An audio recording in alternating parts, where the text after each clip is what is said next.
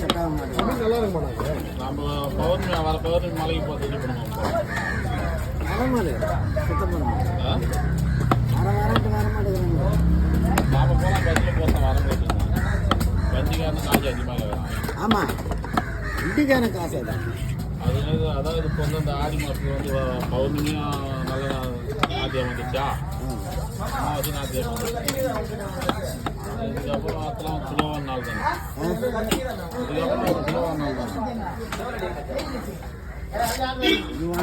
நாள் தான் போன மாதம்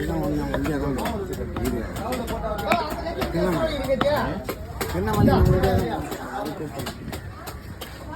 வர பௌர்ணமி எந்த போனாலும் கூப்பிடு. நான் வரேன்.